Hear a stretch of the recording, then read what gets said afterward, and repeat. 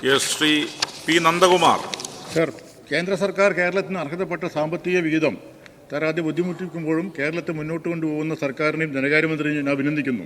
Sir, എൻ്റെ ചോദ്യം, BJP അനുകൂല സർക്കാരുകൾക്ക് കേന്ദ്ര സർക്കാർ അവിഹിതമായ സഹായം നൽകുന്ന കാര്യം അങ്ങയുടെ ശ്രദ്ധയിൽപ്പെട്ടിട്ടുണ്ടോ?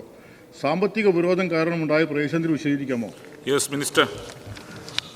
സർ, ഇന്ത്യയിലെ സംസ്ഥാനങ്ങളോട് വ്യത്യസ്തമായ സമീപനമാണ് എടുക്കുന്നതെന്നുള്ള പരാതി വിവിധ സംസ്ഥാനങ്ങൾ പറയുന്നുണ്ട്. അതിനകത്ത് ഞങ്ങൾ കഴിഞ്ഞ GST കൗൺസിലിൻ്റെ പുതിയ റേറ്റ് റാഷണലൈസേഷന് മുമ്പ് ഇന്ത്യയിലെ 8 സംസ്ഥാനങ്ങൾ, പ്രതിപക്ഷ സംസ്ഥാനങ്ങളാണ് ഒരു യോഗം ചേർന്നിരുന്നത്. കോൺഗ്രസ് ഭരിക്കുന്ന 3 സംസ്ഥാനങ്ങളിലെ ധനകാര്യമന്ത്രിമാരും അതിലുണ്ടായിരുന്നു.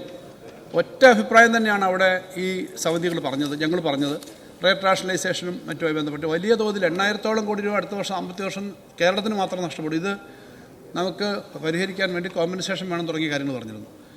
ഇന്ത്യയിലെ എല്ലാ സംസ്ഥാനങ്ങൾക്കും സാർ ഒരേ രീതിയിലല്ല വരുമാനം കിട്ടുന്നത്. സാർ, നേരത്തെ ധനകാര്യ കമ്മീഷൻ വിഹിതം ഓരോ സംസ്ഥാനത്തിന് കൊടുക്കുമ്പം കേരളം, ആസാം, ജാർഖണ്ഡ്, ഒറീസ തുടങ്ങിയ സംസ്ഥാനങ്ങൾ ഒരേ പെർസെൻറ്റേജാണ് കിട്ടിയിരുന്നത് സാർ, ഒരു 3.5% സാർ. ഇപ്പോൾ കേരളത്തിന് 1.9% കിട്ടുമ്പോൾ ആ സംസ്ഥാനങ്ങൾക്ക് അത് തന്നെ കിട്ടുന്നുണ്ട് സാർ. ഈ സംസ്ഥാനങ്ങൾക്ക് കൊടുക്കുന്നതിന് ഞങ്ങളാരും എതിരല്ല സാർ, സംസ്ഥാനങ്ങൾക്കെല്ലാം കൊടുക്കണം.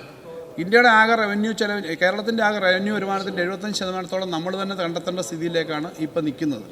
എന്നാൽ ഇന്ത്യ ശരാശരിയിലെ റവന്യൂ ഓരോ സംസ്ഥാനത്തിൻ്റെ റവന്യൂ വരുമാനത്തിൻ്റെ 53% വരെ സെൻട്രൽ ഗവൺമെൻറ്റിൽ നിന്നുള്ള ട്രാൻസ്ഫേഴ്സ് ആണ് സാർ. അപ്പോൾ ഈ തരത്തിലുള്ള വ്യത്യാസം സംസ്ഥാനങ്ങളോട് വരുന്നുണ്ട്. ആ പ്രശ്നം ഞങ്ങൾ ഉന്നയിച്ചിട്ടുണ്ട്. ഈ പ്രശ്നങ്ങൾ വളരെ കൃത്യമായിട്ട് പറഞ്ഞുകൊണ്ടിരിക്കുകയാണ് സാർ. സുപ്രീം കോടതി വരെ കേസിന് പോകേണ്ടി വന്നത് അതുകൊണ്ട് തന്നെയാണ് സാർ. സംസ്ഥാന ഗവൺമെൻറ്റിൻ്റെ സമീപനം സംസ്ഥാനത്തെ ജനങ്ങൾക്ക് കിട്ടേണ്ടത് ഗവൺമെൻറ്റിനല്ല സാർ, ഗവൺമെൻറ്റിനോ ഒരു മുന്നണിക്കോ അല്ല സാർ. സംസ്ഥാനങ്ങളിലെ ജനങ്ങൾക്ക് കിട്ടേണ്ട പണം കൃത്യമായി കിട്ടുന്നില്ല എന്നുള്ളത് ഒരു 2.5 ലക്ഷം കോടിയോളം കഴിഞ്ഞ 5 വർഷം കൊണ്ട് മാത്രം നമുക്ക് കിട്ടേണ്ട പണം കിട്ടാതിരുന്നു എന്നുള്ള പ്രശ്നം സുപ്രീം കോടതി വരെ പോയിട്ട് ഫൈറ്റ് ചെയ്യാനായിട്ട് ശ്രമിക്കുന്നുണ്ട് സാർ. ബഹുമാനപ്പെട്ട ഗവർണറുടെ നയപ്രഖ്യാപന പ്രസംഗത്തിലും ഈ ഫിസ്ക്കൽ ഫെഡറലിസത്തിൻ്റെ ഇഷ്യൂ വളരെ ഗൗരവമായിട്ട് ഉന്നയിച്ചിരുന്നു. അദ്ദേഹം ആ ഭാഗം വായിക്കാതിരുന്നു. പിന്നീട് ബഹുമാനപ്പെട്ട മുഖ്യമന്ത്രി അത് കൂട്ടിച്ചേർത്തത് നമ്മുടെ സഭ ശ്രദ്ധിച്ചതും അംഗീകരിച്ചതാണല്ലോ സാർ. ഇതാണ് കേരളക്കാരത്തിന് വേണ്ടി വലിയ പ്രവർത്തനം നടത്തുന്നുണ്ട് സാർ. Second question.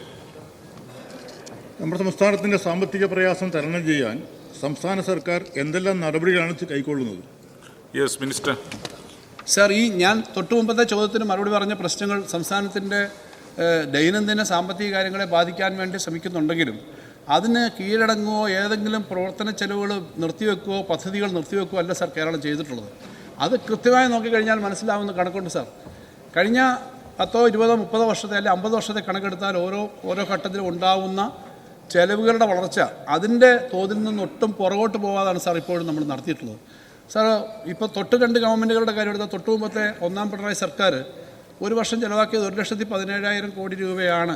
1,17,000 കോടിയാണ് ശരാശരി ഒരു വർഷത്തെ ചിലവെങ്കിൽ ഇത്രയും കട്ടിങ് 2.5 ലക്ഷത്തോളം കോടി രൂപയുടെ കട്ടിങ് വന്നിട്ടും നമ്മൾ ആ ചിലവിൻ്റെ കാര്യത്തിനകത്ത് 1,70,000 കോടിയിലധികം ഒരു വർഷം എന്ന നിലയിലേക്ക് നമുക്ക് ആവറേജ് എക്സ്പെൻഡിച്ചർ എത്തിക്കാൻ പറ്റും. അത് സാർ ഇത്രയും കട്ടിങ് ഇല്ലായിരുന്നെങ്കിൽ എന്തായിരുന്നു അവസ്ഥ എന്ന് പറഞ്ഞാൽ ഒരു വർഷം ഒരു 10,000-50,000 കോടി രൂപയെങ്കിലും നമുക്ക് കിട്ടിയിരുന്നെങ്കിൽ നമുക്ക് എത്രത്തോളം മാറ്റം ഉണ്ടാവുമായിരുന്നു. അപ്പോൾ ഇത് നമ്മൾ പരിഹരിച്ചത് എങ്ങനെയാണെന്ന് വെച്ച് കഴിഞ്ഞാൽ നമ്മുടെ സാമ്പത്തിക രംഗത്ത് എല്ലാവരും ചേർന്ന് തന്നെ നമ്മുടെ നാടിന് എല്ലാവരുടെയും പിന്തുണ അതിനകത്തുണ്ട്. നമ്മുടെ നികുതി കൂട്ടാൻ പറ്റില്ല സാർ, പക്ഷേ നികുതി കൃത്യമായി കളക്ട് ചെയ്യുക, എക്കണോമിക് ഗ്രോത്ത്, ഇപ്പോൾ വ്യവസായം ഉൾപ്പെടെ എല്ലാ മേഖലയിലും കാർഷിക മേഖലയിലൊക്കെ ഗ്രോത്തിൻ്റെ കണക്കുകൾ വരുന്നുണ്ട്. എല്ലാ മേഖലയിലും വരുന്ന ഗ്രോത്ത് വഴി ആണ് സാർ നമ്മൾ നേരിടുന്നത്.